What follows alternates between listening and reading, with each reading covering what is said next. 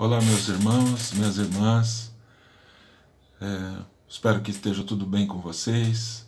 Quero, nesse momento, fazer uma reflexão sobre o que será da igreja pós-pandemia. Portanto, você aí se inscreva no meu canal, você que ainda não se inscreveu, dê um like ou um dislike. Eu gostaria de trazer uma reflexão bastante importante. Como será a igreja pós-pandemia? Eu estive estudando algumas coisas e estudando inclusive sobre revitalização de igreja, e na faculdade de teologia, recentemente que eu me formei, eu estudei um pouco sobre esse tema. E lá eu pude ver o seguinte, que o pastor Ricardo Agreste, um pastor bastante conhecido, ele estava em Campinas nessa época, não sei se ele está ainda, ele escreveu um livro com o título Igreja, Tô Fora, onde ele aponta dois tipos de igreja que existem hoje em nosso país. E a nossa preocupação, meus irmãos e irmãs, é que nós não estamos aqui falando da nossa igreja, da nossa denominação somente, mas da igreja brasileira, a igreja que se diz cristã no Brasil. Nós não somos tão grandes assim, temos cerca de 547 igrejas, IPIs no Brasil. Então é importante que a gente fale de uma forma geral, não para a nossa denominação, mas a igreja nacional, aquela igreja que Cristo espera alguma coisa, que se diz cristã, aquela igreja que se diz cristã em nossa nação, precisa de muita coisa. E dentre todas essas igrejas, o pastor Ricardo Agreste escreve que existem dois tipos de igrejas nesse contexto: a igreja hospital ou casa de repouso. É onde a palavra-chave desta igreja é manutenção. É uma igreja que não quer mudança. É uma igreja que quer se manter. Toda mudança é uma ameaça para essa igreja. Essa igreja não quer mudar. A ideia é manter a sua estrutura do jeito que está, manter os seus estilos musicais, manter o seu perfil social daqueles membros que frequentam a igreja, inclusive de membros que fazem parte até do conselho. Eu fiz parte uma vez de uma igreja grande, não vou dizer onde se escolhia que tipo de presbíteros a igreja teria, que cargo eles tinham na cidade, e acabava fazendo com que esses homens eram eleitos, e a igreja tinha na sua liderança, no seu conselho, gente que influenciava na cidade toda. Isso é algo impressionante de se ver, não é, meus irmãos?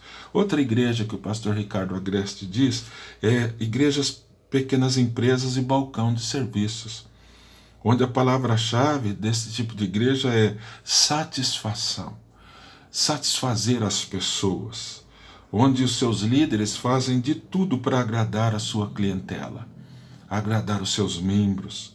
Uma vez satisfeita essa clientela, esses membros dessa igreja, eles cooperam para que os lucros sejam ainda maiores. Então se satisfaz a clientela, não se confronta com o pecado dessas pessoas, se passa um pano quente, e não se vê aquilo que precisa ser visto. Por isso, um dos lemas da reforma protestante é uma igreja reformada sempre reformando. Veja que uma igreja reformada sempre reformando. Sempre há necessidades, meus irmãos e minhas irmãs, de que a igreja continue sendo reformada. Eu quero trazer aqui um tema sobre revitalização de igreja, nesse contexto que eu estou dizendo. E a pergunta é, será que nós não precisamos revitalizar a igreja? Será que nesse tempo de pandemia nós não precisamos olhar um pouquinho para nós? O pastor Hernandes Dias Lopes e o pastor Arival Dias Casimiro escreveram 6 pontos importantes sobre quando a igreja precisa ser revitalizada. né? O primeiro ponto que eles escrevem sobre esse tema é que uma igreja precisa ser revitalizada quando ela perde sua integridade doutrinária. Veja que há uma superficialidade de princípios, né? Quando uma igreja perde a integridade doutrinária, se fala superficialmente sobre as coisas da Bíblia, sobre o Evangelho, não se fala temas aprofundadamente, pregam o que o povo quer ouvir, não aquilo que o povo precisa ouvir, né? Então isso precisa ser revisto. Outro tema, outro ponto importante que eles dizem de quando uma igreja precisa ser revitalizada é que quando ela perde a dimensão da oração. Quando não há mais aquele tempo de oração, onde há frieza de oração, onde as nossas reuniões de oração, são pouco frequentadas, onde não se ora mais com perseverança, onde não se ora mais com fé, crendo que Deus é o Senhor de todas as coisas. Essa igreja precisa ser revitalizada. Essa igreja, e como todas as igrejas, precisam mais de Deus do que das bênçãos de Deus. Mas isso tem sido totalmente o contrário que nós temos visto hoje. A igreja precisa estar de joelhos, meus irmãos. Quando ela não está, ela precisa ser revitalizada. Outro ponto, o terceiro ponto que eles dizem é uma igreja precisa ser revitalizada quando está voltada para si mesma. Neste caso, a igreja perdeu a visão e a missão. Ela perdeu o foco. Está voltada para ela mesma. A igreja, ela é o fim em si mesma. E isso não pode acontecer. Isso não pode acontecer. A igreja não deve existir para satisfazer suas próprias necessidades. Necessidades do povo, necessidades dela, o que ela precisa. A igreja que não evangeliza, ela precisa ser evangelizada. Eu já ouvi várias frases hoje de grandes teólogos e grandes pastores que dizem que nós chegamos o tempo de evangelizar os próprios crentes. Por isso a igreja precisa ser revitalizada.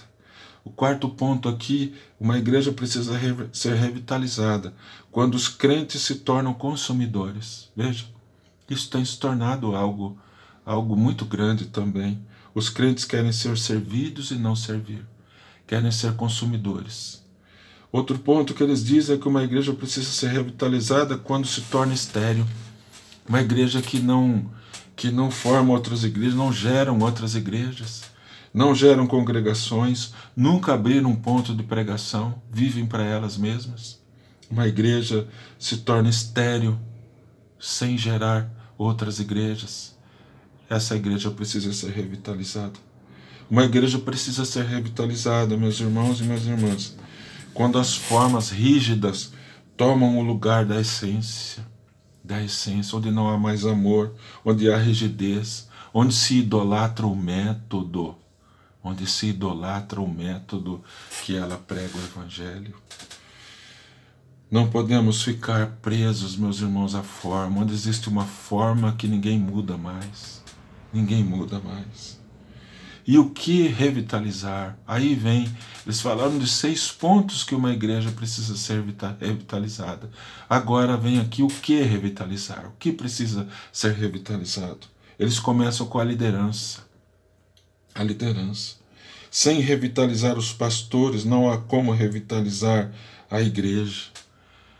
Pastores, líderes, esse é um recado para todos nós que somos líderes, presbíteros, presbíteras, diáconos, diaconisas. É preciso sair da zona de conforto. É preciso sair. Nós não fomos colocados como líderes da igreja para estarmos na zona de conforto, não. Então é preciso começar a revitalização de uma igreja pela sua liderança. É preciso também revitalizar a pregação.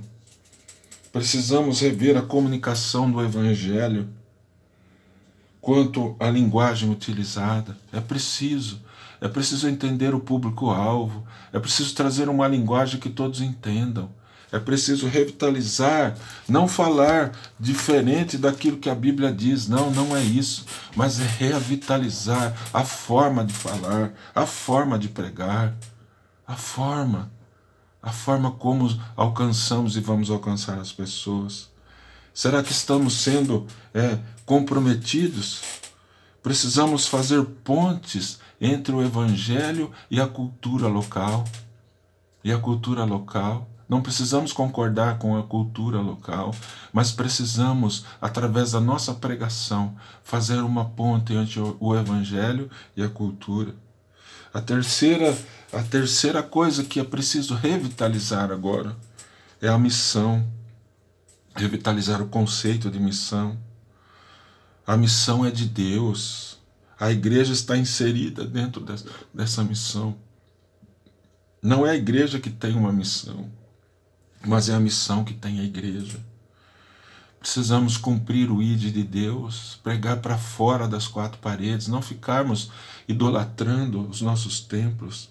Precisamos ir ao encontro das pessoas. As pessoas precisam ver quem somos, como somos, o que pregamos, de que forma nós testemunhamos desse Deus. Não podemos ficar esperando que elas venham à igreja, que venham gente de fora nos visitar. Precisamos ir ao encontro dessas pessoas.